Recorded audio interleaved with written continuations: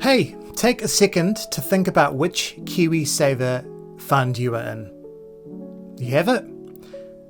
Yep, if you didn't, don't worry, it's really common. A lot of people don't know which KiwiSaver fund they're in, how much they're putting in, or even that they even have a choice about where their money is going.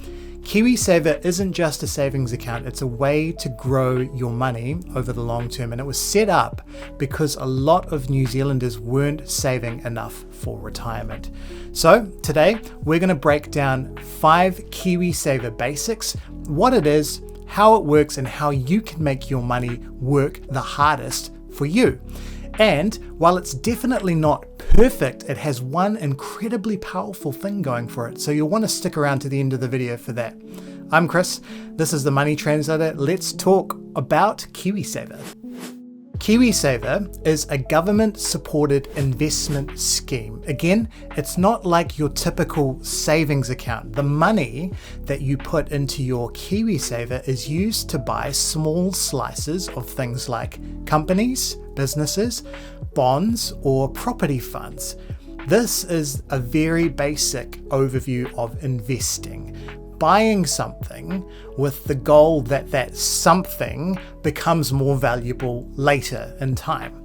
So yeah, over time, nothing's definite with investing, but generally over time, investing in something can grow value in it. So it might go up and down along the way, but it's designed for long-term goals, mainly retirement or buying your first home. When people talk about building financial wealth, this is what they mean. They're talking about your money going to work for you without you having to do anything. All you need to do is to contribute. If you're working and you get a salary or wages in New Zealand and you're eligible, you'll usually be automatically enrolled in a KiwiSaver scheme when you start a new job. By default, you will be set to 3%. So 3% of your pay, every payday, will go towards your KiwiSaver. Now you can change that. You can change it to 4%, 6%, 8%, or even 10%. But if you do nothing, it'll stay at 3%. And the great thing about KiwiSaver is that your employer needs to match at least 3% on top of your pay. So that's free money that you'd otherwise miss out on if you weren't contributing.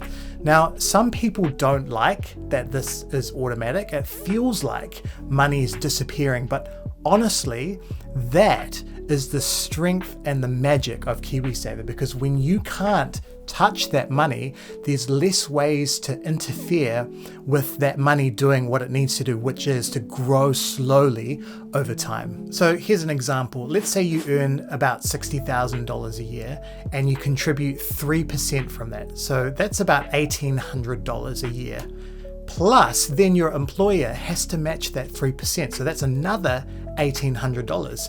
So that's $3,600 going into your future before any other returns. So here's the part that a lot of people may not realize, is that the government, the New Zealand government, actually chips in. They contribute 50 cents for every dollar that you put in, up until about $260 or so a year.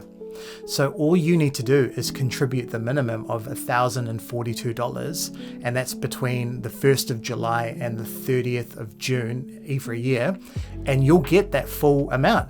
It's not huge, it's not a big amount of money, but it's completely free and it's a guaranteed return on investment.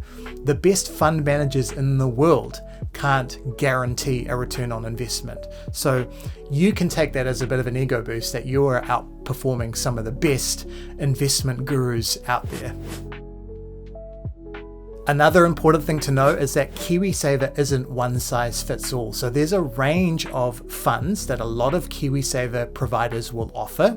So a lot of us will stick to the provider that's automatically given to us through a job or maybe through our bank. A lot of times when you move your banking to a certain bank, they'll pop you on their KiwiSaver plan. It's not necessarily always the best thing. So it's best to shop around and look at the different types of funds that are available. Generally, those are defensive, conservative, balanced, growth, and high growth. So they all have their differences, but the main difference is risk versus reward.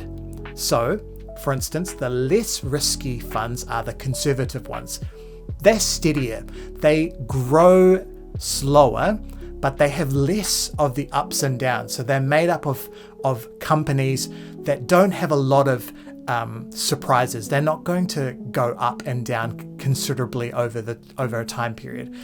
On the other hand, your growth funds are more risky. The companies are maybe more in a growth stage, so they might have more ups and downs, but usually you'll earn more over time. There is a simple rule of thumb that the younger you are, so if you're young and you're saving for your retirement, you have maybe 20, 30, 35 years even till you retire, then you've got time to ride out those ups and downs. So generally, a growth fund is a good strategy for you because you have the time to ride it out. On the other hand, if you're saving for something like a retirement and you're closing in on retirement, you want to be maybe a bit more conservative with your funds going up and down, then a conservative fund, funnily enough, is a good bet for you as well. The key thing here is to match your fund with your time frame and not your emotions. And you can see why it's really important that you aren't able to actually just pluck out your KiwiSaver whenever you want, because if you could, and you saw on the news that, I don't know, the United States was doing 1,000% tariffs on the entire world again or something, markets dip, you see your KiwiSaver balance go down and you think, I need to protect my money, I'm going to sell everything. Generally, and again, the past performance doesn't equal future performance, but generally markets recover over time. And if you had sold that, you wouldn't have been able to ride out the recovery.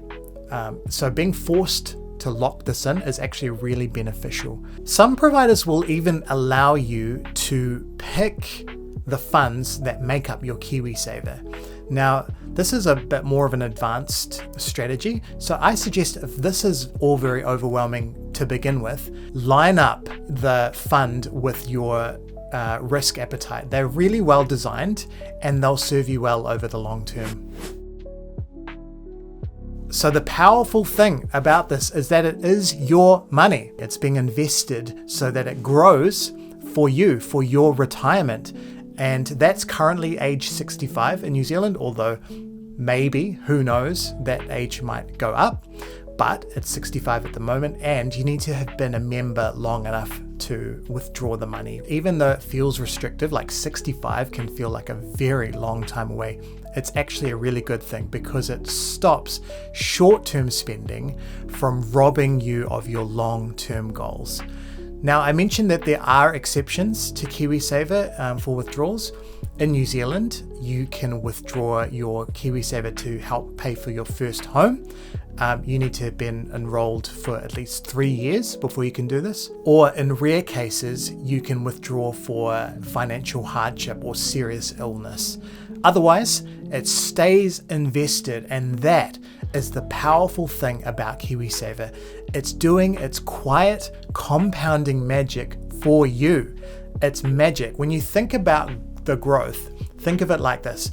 If your KiwiSaver earns, let's say, 6% a year, over 30 years, that can grow to hundreds of thousands of dollars.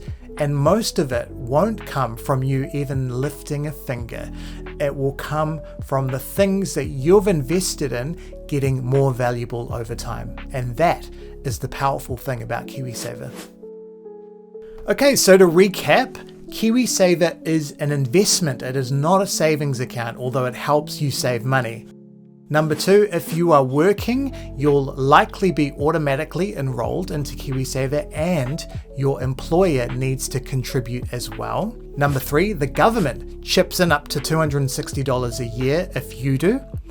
Number 4, you should pick a fund that matches your goals and your time frames. And finally, remember, it is your money. It's growing for you, for your future self. And so in 35 years, when you look back, you can thank your future self for making these decisions now. If you've never checked what fund you're in, go do that today. It only takes 2 minutes and it could change your long-term results significantly. Let me know in the comments which fund you're in, and if this video was helpful for you in understanding KiwiSaver, hit like, hit subscribe, all that good stuff. I'm Chris, this is the Money Translator, and I'll see you on the next video.